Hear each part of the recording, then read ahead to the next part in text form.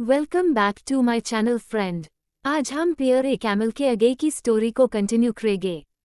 Subscribe to my channel my dreamy drama land. उसने एक टाफ्टीशी नज़र डाली मगर वो खामोश रही। उसने अपनी बात को दोहराया। मेरा यहाँ आना तुम्हें फाक नहीं डालता। इमामा, क्या मैं सही हूँ? क्या कह सकती हूँ? कम अज कम तुम कह सकती हो, नहीं तुम गलत हो के। नहीं तुम गलत हो। इमामा ने उसकी बात काट दी। उसका लहजा उतना हाई ठंडा था और उसका इजहार उतना हाई बेपरवाह था जितना पहले था। असजाद ने मायूसी से सांस ली। हाँ, मैं चाहता हूँ और दुआ करता हूँ कि ऐसा हो कि मैं वाकई गलत हूँ, मगर तुमसे बात करके मुझे लगता है कि तुम्हें कोई पार नहीं। तुम्हें ऐसा क्यों लगता है? असजाद ने उसके लहजे में नाराजगी का एहसास किया। बहुत सी चीज़ों की वजह से तुम कभी ठीक से जवाब नहीं देती जो मैं कहता हूँ। मैं हर कोशिश करती हूँ कि जो तुम कहते हो उसका ठीक से जवाब दूँ।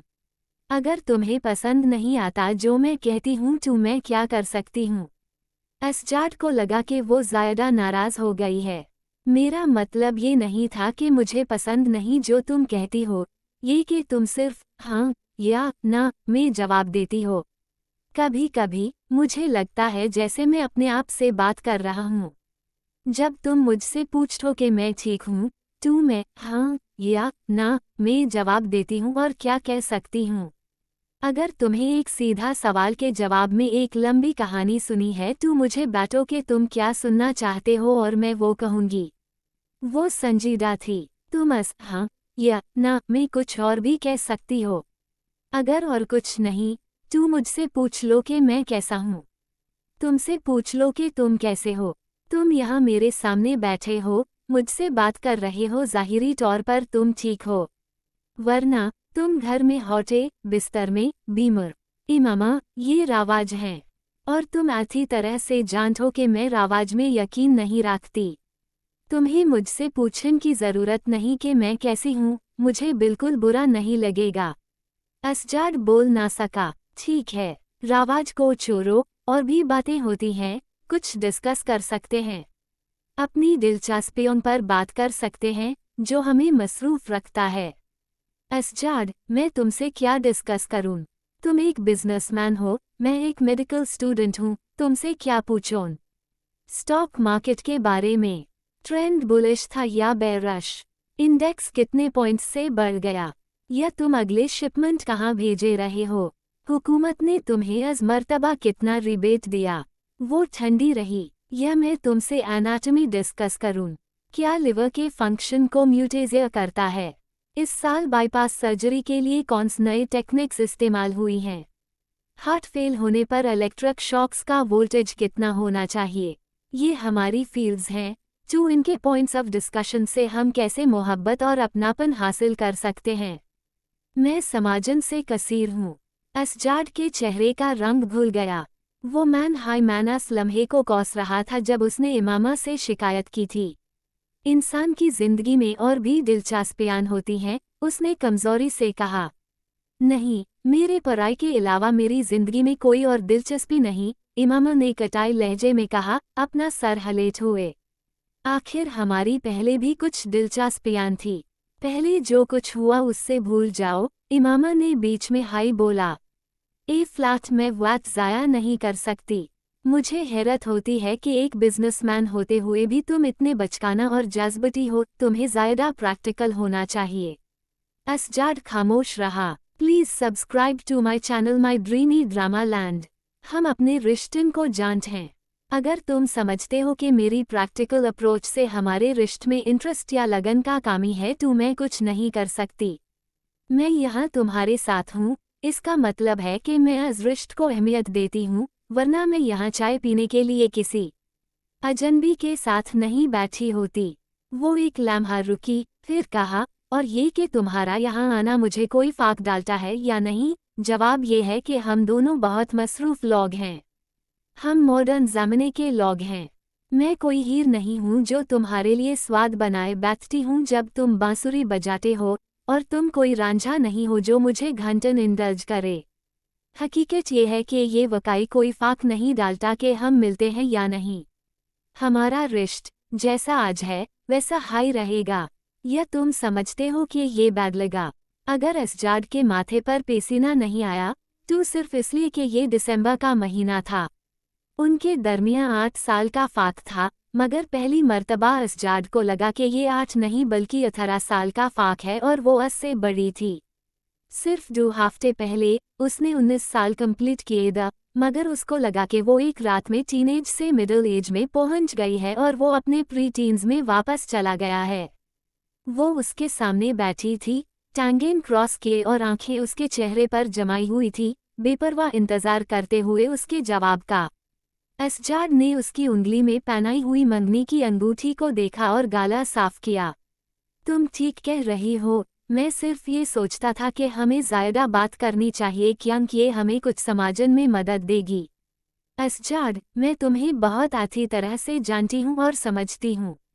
मुझे अफसोस है ये जानकर कि तुम्हें लगता है कि हमें अब भी समझने की ज़रूरत है। मैं समझती थी कि हमारे दरमियान पहले हाई बहुत समझ है। एसजार्ड को कबूल करना पड़ा कि आज उसका दिन नहीं था, और अगर तुम्हें लगता है कि बिजनेस और एनाटॉमी के बारे में बात करना हालात को बेहतर करेगा तो ठीक है, हम ऐसा हाई करेंगे। इमामा के लहजे में बेलचस का एलिमेंट था। तुम मेरे कहने पर खुश नहीं हो? मैं क्यों खुश नहीं होंगी? इससे उसका और भी ज़्यादा शर्मिंदा हुआ। शायद मैंने गलत बात कह दी, शायद नहीं, ज़रूर मैंने गलत बात कह दी।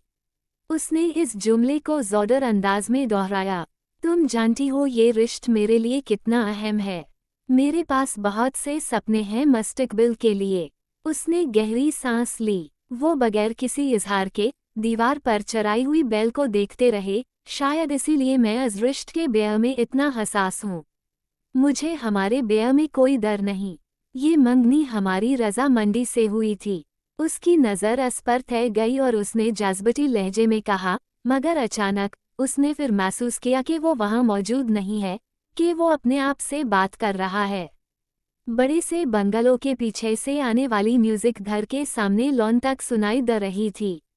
किसी को भी वहाँ के लोगों की बर्दाश्त पर हैरत होती, मगर अगर अंदर देखा जाए तो बर्दाश्त का असली सबब समझ आता। कमरा धुआं से भरा हुआ था और एक अजीब सी बू थी। एक मशहूर रेस्टोरेंट के खाली कार्टन्स, डिस्पोजेबल प्लेट्स और स्पून्स, सॉफ्ट ड्रिंक्स की बॉटल्स और बची हुई खाने की चीज़ें सब कार्पेट पर इधर उधर बिखी हुई थी, जो केचप से दगा हुआ था। 7 लाखे कार्पेट पर बिखरे हुए थे, खाली बियर के कैंस इधर उधर बिखरे हुए थे। और ये सब नहीं था, दे ड्रग्स भी ले रहे थे। ये पिछले 2 महीने में तीसरी बार था कि ये लाके यहाँ इस किस्म की एडवेंचर के लिए इकट्ठे हुए थे। फ्लैट तक उन्होंने 4 मुख्तलिफ ड्रग्स का तजुर्बा किया था। पहली बार ये एक ड्रग थी जो इनमें से एक को अपने वलीद के क्लोजेट में मिली थी। अगली मर्तबा ये एक ड्रग थी जो एक स्कूलमेट ने इस्लामाबाद के क्लब से खरीदी थी। फिर ये कुछ था जो रावलपिंडी के मार्केट में एक अफगान से हासिल किया था। हर मर्तबा उन्होंने ड्रग्स को अल्कोहल के साथ मिले, जिसे हासिल करना कोई मुश्किल नहीं था। हर मर्तबा ये होता था कि 7 में से 6 लाके बिल्कुल बेहोश हो जाते थे। फ्लैट भी सिर्फ 7वां लड़का होश में था। उसका चेहरा कीलों से भरा था और उसने डार्क ब्लू शर्ट पहनी थी, जिसकी कॉलर एल्विस प्रेस्ली स्टाइल में उठाई हुई थी, और बुरा सा ग्रे जीन्स जिस पर हर घुटने पर मडोना का चेहरा बना हुआ था। उसने अपनी आंखें खोली और अपने इर्द गिर्द देखा। उसकी आंखें लाल थी, मगर बेहोशी की वजह से नहीं। थोड़ी देर बाद उसने सीधा होकर बची हुई ड्रग को एक कोन में गिरा दिया। उसने एक स्ट्रॉ निकला और उसे स्निफ करना शुरू किया। फिर उसने स्ट्रॉ को फेंका और कुछ ड्रग को अपनी उंगली की नोक पर लिया और एहतियात से चाखने लगा। लगभग फौरन हाई उसने उसे टूक दिया। चीज़ बहुत बेहतरीन क्वालिटी की थी, मगर उसके चेहरे से ज़ाहिर था कि उसे ये तजुर्बा पसंद नहीं आया। उसने अपने मुंह से ड्रग का टेस्ट मिटाने के लिए कुछ बियर पी। बाकी लाके कार्पेट पर बिखरे हुए थे, बिल्कुल बेहोश और बेहोशी में मुब्तला। उसने सोच समझकर बियर का कैन से पीना जारी रखा। उसकी आंखें स्वोलन होने के बावजूद काफ़ी ब्राइट थी। ड्रग ने उसे पूरी तरह से नहीं गिराया था। पहली 2 मर्तबा उसने अपने दोस्तों को उनकी बेहोशी में छोड़ दिया था और रात देर से घर गया था। इस मर्तबा भी उसने वहां से निकलना था। कमरे में ड्रग की बू उसे मुतानफा कर रही थी। स्नूथने की कोशिश में लड़खड़े उसने सीधा होकर अपनी की और वॉलेट को उठाया और स्टेरियो को बैंड कर दिया। उसने कमरे के इर्द गिर्द देखा जैसे कुछ याद करने की कोशिश कर रहा हो। फिर उसने दरवाजे की तरफ रुख किया और फिर से बैठकर अपने जॉगर्स पहने और उनकी लेस को अपनी एंकल्स के इर्द गिर्द बंधा। आखिर में दरवाजा खोलकर वो अंधेरे कॉरिडोर में चला गया। अंधेरे में रास्ते को महसूस करते हुए वो मैं दूर से गुजरता हुआ लॉन में आया। जैसे हाई वो सीढ़ियों से उतर रहा था, उसने महसूस किया कि उसका नाक बेह रहा है और जब उसने अपने अपर लिप को छुआ तो उसके हाथों पर एक चिपचिपी सी चीज महसूस हुई। उसने एंट्रांस का लाइट ऑन किया और अपनी अंगुलियों पर खून देखा। अपनी पॉकेट में हाथ डालकर उसने अपना रुमाल निकला और अपनी अंगुलियों और नाक से खून पोंछा। उसके गले में एक अजीब सी तेज झलक महसूस हुई जो उसने साफ करने की कोशिश की, मगर उसे ऐसा लग रहा था कि उसका दम घुट रहा है। उसने चंद गहरी सांस ली ताकि इस बंदिश को आसान कर सके और 2-3 मरतबा टूक फेंका। अचानक उसे अपनी नाक में चुभन महसूस हुई। वो दोहरा गया जैसे हाई उसकी नाक से खून फूटने लगा जो मार्बल की सीढ़ियों से नदी की तरह बह रहा था। गोल्फ क्लब में इनामी तकसीम की तकरीब जारी थी। सलाह सिकंदर को अंडर 16 मुकाबले में पहला इनाम मिलना था उसके साथ अंडा पर स्को के लिए। जब सलाह का नाम पुकारा गया तो तालियां बजाते हुए सिकंदर उस्मान ने सोचा कि यूज ट्रॉफीज रखने वाली अलमारी का कुछ करना पड़ेगा। इस साल सलाह जितनी ट्रॉफीज और शील्ड्स घर लेगा वो उतनी हाई होंगी जितनी पिछले साल ले आए थे। सिकंदर के सब बच्चे अपनी पढ़ाई में शानदार थे, लेकिन सलाह बकी सबसे मुख्तलिफ था। इनाम जीतने में वो अन सबसे बहुत आगे था। ये सिर्फ मुश्किल नहीं था इस लाख को हराना जो 150 IQ स्कोर रखता था, ये नामुमकिन था। Please subscribe to my channel my dreamy drama land. फखरियात से तालियां बजाते हुए सिकंदर अपनी बीवी की तरफ मुड़ा और धीरे से बोला, ये सलाह की टेरविन ट्रॉफी और इस साल की चौथी है। हर चीज़ का रिकॉर्ड रखते हो, नहीं? उसने अपने शौहर से मुस्कुराते हुए जवाब दिया जिसका निगाह सलाह पर थी जब वो चीफ गेस्ट से ट्रॉफी ले रहा था। सिर्फ गोल्फ का और तुम वजह अच्छी तरह से जानती हो। मुझे यकीन है अगर सलाह प्रोफेशनल खिलाड़ियों के साथ भी ये टूर्नामेंट खेल रहा होता तू भी ट्रॉफी जीत लेता, उसने फख्र से कहा। सलाह अपने इर्द गिर्द बैठे दूसरे विनर्स से हाथ मिला रहा था। सिकंदर की बीवी सलाह के ब्याह में उसके दौर से हैरान नहीं थी। वो जानती थी कि ये सिर्फ वालिदी जज्बात का इजहार नहीं था, ये सच था। सलाह वाकई गैर मामूली था। उसे याद आया जब उसने अपने भाई जुबैर के साथ पहली मर्तबा इस गोल्फ कोर्स पर 18 होल्स खेले थे। जिस तरह उसने एक बॉल जो गलती से रफ में गिर गई थी उसे ग्रीन पर ले आया, वो महारत का इजहार था।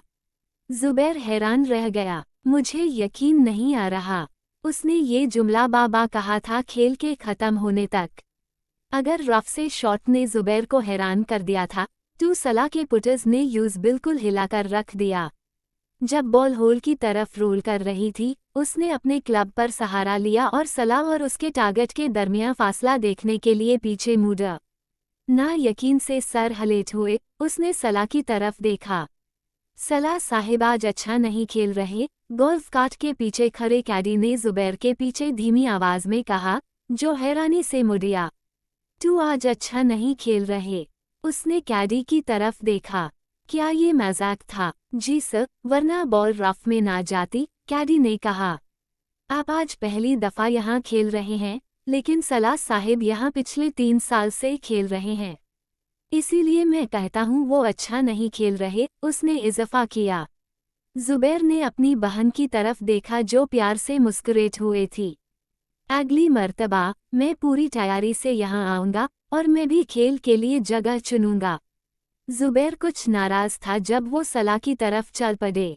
कभी भी कहीं भी उसने अपने बेटा की तरफ से अपने भाई को पुरएतमाद तौर पर चैलेंज दिया। मैं तुम्हें इस वीकेंड कराची बुलाना चाहता हूँ, तमाम खर्चत मेरी तरफ से, जुबैर ने कैजुअली कहा जब वो सलाह के करीब पहुंचा। क्यों? कराची चेंबर ऑफ कॉमर्स के प्रेसिडेंट के खिलाफ मेरे तरफ से खेलने के लिए। मैं इलेक्शन में उससे हार गया, लेकिन अगर वो एक गोल्फ मैच हारता है और वो भी एक बच्चे से, तो उसे हार्ट अटैक हो जाएगा। तो चलो हिसाब बराबर करते हैं। सला की माँ अपने भाई के अल्फाज पर हंस पड़ी, लेकिन सला के चेहरे पर परेशानी का आसार था। बच्चा, उसने जुबैर के कमेंट में सिर्फ एक नकबाली लफ्ज़ को जोर देकर दोहराया। अंकल, मुझे लगता है कि मुझे कल आपके साथ फिर से 18 होल्स खेलने पड़ेंगे। असजाद ने दरवाजा खोला और अपनी माँ के कमरे में दाखिल हुआ। एमी, मुझे आपसे कुछ ज़रूरी बात करनी है। हाँ, क्या बात है? शकीला ने जवाब दिया। असजाद सोफा पर बैठ गया। आप हाशिम अंकल के घर गई थी आजकल? नहीं, कोई खास बात है। इमामा इस हफ्ते उनके यहाँ आई हुई है। अच्छा, हम शाम को चलेंगे। तुम गई द वहाँ? जी हाँ, असजाद ने कहा। वो कैसी है? काफ़ी आस बाद घर आई है, शकीला ने कहा। जी, 2 महीने बाद। शकीला ने देखा कि असजाद परेशान था। कोई मसाला है? एमी, मुझे लगता है इमामा थोड़ी बदल गई है। असजाद ने एक लंबी सांस भरी। बदल गई? तुम्हारा क्या मतलब है? मैं समझा नहीं सकता, बस उसका रवै मेरे लिए अजीब लगता है। असजाद ने कंधे उचकाए। आज तो उसने एक छोटी सी बात पे नाराजगी दिखा दी। वो पहले जैसी नहीं है। मैं इस तब्दीली की वजह समझ नहीं पा रहा। Please subscribe to my channel my dreamy drama land. ये तुम्हारा वहम है, असजाद। उसका रवै क्यों बैड लगा? तुम बहुत ज़्यादा इमोशनल सोच रहे हो। नहीं, एमी, पहले मुझे भी लगा कि मैं ज़्यादा महसूस कर रहा हूँ, लेकिन आज के बाद मुझे ऐसा नहीं लगता। वो मुझे बहुत बेपरवाह तरीके से ट्रीट करती है। तो तुम्हें क्या लगता है कि इस तब्दीली की वजह क्या है? शकीला ने ब्रश टेबल पर रखते हुए पूछा। मुझे कुछ समझ नहीं आता। क्या तुमने उससे पूछा? ना सिर्फ एक दफ़ा, बल्कि कई दफ़ा। फिर, जैसे वो भी कहती है कि मैं गलत समझ रहा हूँ। असजाद ने फिर कंधे उचकाए। कभी कहती है कि ये उसकी पढ़ाई की वजह से है, कभी कहती है कि अब वो मैच्योर हो गई है। ये कुछ घालात नहीं, हो सकता है ये हाई वजह हो, शकीला ने सोच में डूबकर कहा। एमी, बात उसके संजीदा होने की नहीं। मुझे लगता है कि वो मुझसे दूर हो रही है, असजाद ने कहा। तुम बेवकूफ़ी कर रहे हो, असजाद। मुझे नहीं लगता कि कोई मसाला है। तुम दोनों बचपन से एक दूसरे को जानते हो। तुम्हारे मिजाज वकीफ हैं। शकीला को अपने बेटे के दर बेकार लगते थे। ज़हीर है, वक्त के साथ तब्दीलियां होती हैं। तुम अब बचे नहीं रहे। छोटी छोटी बातों पर फिक्र करना छोड़ दो, शकीला ने अपने बेटे को समझाने की कोशिश की। वेजी भी, हाशिम भाई चाहते हैं कि अगले साल तुम दोनों की शादी हो जाए। इमामा अपनी तालीम उसके बाद मुकम्मल कर सकती है। वो अपनी जिम्मेदारी पूरी करना चाहते हैं, शकीला ने राज खोला। ये कब कहा उन्होंने? असजाद ने हैरत से पूछा। कई दफ़ा, वेज, मुझे लगता है कि उन्होंने डायरी भी शुरू कर दी है। असजाद ने सकून का सांस लिया। शायद इस वजह से इमामा परेशान है। हाँ, मुमकिन है। शादी अगले साल हो जानी चाहिए, असजाद ने कुछ तसल्ली से जवाब दिया। वो 16 या 17 साल का लंबा, पतला लड़का था। उसके चेहरे पर हल्की से दरी थी और उसका चेहरा मासूम था। वो स्पोर्ट्स शॉर्ट्स और ढीला शर्ट पहनी हुए था और उसने कॉटन के सॉक्स और जॉगर्स पहन रखे थे। वो एक भीड़ भरी सड़क के बीच में एक हैवी ड्यूटी मोटरसाइकिल पर था जो वो होशियारी से चला रहा था, बिना किसी ट्रैफिक लाइट या आने वाली ट्रैफिक का ख्याल रखे। ट्रैफिक में अपनी बाइक को जिगजैग चलेते हुए वो दौरान अपने दोनों पैर पेडल्स से उठाकर व्हीलीज कर रहा था। फिर बिना स्पीड कम किए उसने मोड़ लिया और लेन्स बदलकर गलत रुख में आने वाली ट्रैफिक में घुस गया। अचानक उसने तेज ब्रेक लगाया और मोटरसाइकिल एक आने वाली कार से टकरा गई। वो हवा में उछल गया और नीचे गिर गया। उसको पता ही नहीं चला क्या हुआ, उसका ज़हन अंधेरे में डूब गया। लाके स्टेज पर रोस्ट्रम के पीछे खड़े थे, एक दूसरे का सामना करते हुए। दोनों हेड बॉय का पोस्ट जीतने के लिए मुकाबला कर रहे थे और ये इलेक्शन प्रोग्राम का हिस्सा था। एक रोस्ट्रम पर वोट फॉर सलाह का पोस्टर लगा हुआ था, जबकि दूसरे पर दूसरे कंटेस्टेंट फैजान का पोस्टर था। इस वक्त फैजान अपने ऑडियंस को बता रहा था कि अगर वो चुना गया तो उनके लिए क्या करेगा। सलाह घोर से उसे देख रहा था। फैजान स्कूल का बेहतरीन औरता था और अपनी ब्रिटिश एक्सेंट से लाखों को इम्प्रेस कर रहा था जो बहुत मकबूल थी। एक्सीलेंट साउंड सिस्टम उसकी आवाज़ बहुत वाज़ह तौर पर पहुंचा रहा था और हॉल में पिन ड्रॉप साइलेंस था जो कभी कभी उसके सपोर्टर्स की जोरदार तालियों से टूट रहा था। जब फैजान ने आधा घंटा बाद अपनी तकरीर ख़त्म की तो तालियां और सीटियां मज़ीद कुछ मिनट तक बजती रहीं। सलाह सिकंदर ने भी तालियन में शामिल हो गया। फैजान ने इत्मीनान से इधर उधर देखा और सलाह को तालियन बजाते देखकर कदर शानसी से सर हिला दिया। फैजान खूब जान गया था कि सलाह आसान मुकाबला नहीं था। कंपेयर ने सलाह को अपनी तकरीर शुरू करने को कहा। तालियन के शो में सलाह ने शुरू किया। सुबह बखैर दोस्तों, उसने रुककर फिर बोला। फैजान अकबर यकीनन हमारे स्कूल के लिए एक असासा है औरत के तौर पर। ना मैं और ना कोई और उसका मुकाबला कर सकता है। उसने फिर रुककर फैजान को देखा जो फख्र से मुस्कुरा रहा था। मगर सलाह के बकी जमले ने उसके चेहरे से मुस्कुराहट मिटा दी। अगर ये सिर्फ बात करने का मामला होता। हॉल में हंसी की आवाज़ें गुंजनीन लगी। सलाह ने संजीदा रवै बरकरार रखा। मगर एक औरत और एक हेड बॉय में बड़ा फ़र्क होता है। एक औरत को बोलना होता है जबकि एक हेड बॉय को काम करना होता है। हॉल में सलाह के सपोर्टर्स के तालियन से गूंज उठी। मुझे फैजान अकबर की एलोक्वेंस नहीं मिलती, उसने बोला। मेरे नाम और रिकॉर्ड को मेरी जगह बोल दीजिए। मुझे एक बैट लफ्ज़ों की स्ट्रीम की ज़रूरत नहीं जहां चंद अल्फाज काफ़ी हों। उसने फिर रुक गया। Please subscribe to my channel my dreamy drama land. मुझ पर भरोसा करो और मुझे वोट दो। उसने ऑडियंस का शुक्रिया अदा किया और माइक बैंड कर दिया। तालियन का शो हवा में गूंज उठा। सलाह ने 1 मिनट और 40 सेकंड में अपनी खास अंदाज और टोल कर बोली गई बातों से फैजान के अरमान पलट दिए थे। इस मुकदमाती टाउफ के बाद एक सवाल और जवाब का सेशन हुआ। सलाह अपनी मामूली मुख्तासिर रवे में जवाब दिया। उसका सबसे लंबा जवाब 4 जमलन से ज़्यादा नहीं था। दूसरी तरफ फैजान का सबसे छोटा जवाब 4 जमलन से कम नहीं था। फैजान की एलोक्वेंस और लफ्ज़ों का जादू जो उसकी ताकत थी, अब सलाह के मुख्तासिर और नौकीली जवाबन के मुकाबले में बेमानी लग रहे थे और फैजान को इसका पूरा एहसास था। अगर सलाह एक लाइन का जवाब देता तो फैजान अपनी आदत के मुताबिक एक मोनोलॉग शुरू कर देता। जो कुछ सलाह ने फैजान के बयान में कहा था, ऑडियंस को सच लगने लगा कि एक औरत सिर्फ बोल सकता है, अमल नहीं कर सकता। सलाह सिकंदर को हेड बॉय क्यों होना चाहिए? एक सवाल आया। क्या आपको इस जॉब के लिए सबसे बेहतरीन शख्सियत को इलेक्ट करना चाहिए? उसने जवाब दिया। क्या आप इसे घमंड नहीं कहेंगे? एक एतराज़ आया। नहीं, ये सेल्फ कॉन्फिडेंस और अवेयरनेस है। एतराज़ रद्द हो गया। घमंड और सेल्फ कॉन्फिडेंस में क्या फ़र्क है? एक और तीखा सवाल उठा। वही जो फैजान अकबर और सलाह सिकंदर में है, उसने संजीदा लहजे में जवाब दिया। अगर आप हेड बॉय ना बने तो क्या फ़र्क पड़ेगा? ये आपके लिए फ़र्क डालेगा, मेरे लिए नहीं। कैसे? अगर बेहतरीन शख्सियत लीडर ना बने तो इसका असर कम्युनिटी पर होता है, बेहतरीन शख्सियत पर नहीं। आप फिर अपने आप को बेहतरीन कह रहे हैं। एक मर्तबा फिर एतराज़ आया। क्या इस हॉल में कोई ऐसा है जो अपने आप को किसी बुरी शख्सियत के बराबर रखे? शायद कोई हो, तो फिर मैं उससे मिलना चाहूँगा। ऑडियंस से मजाक की आवाज़ें उठती। हमें बताएं कि सलाह सिकंदर हेड बॉय बनकर क्या तब्दीलियां लेगा। तब्दीलियां बात करने से नहीं, करके दिखाने से होती हैं और मैं ये हेड बॉय बनने से पहले नहीं कर सकता। और भी कुछ सवालात पूछे गए और जवाब दिए गए और फिर कंपेयर ने आखिरी सवाल के लिए कहा।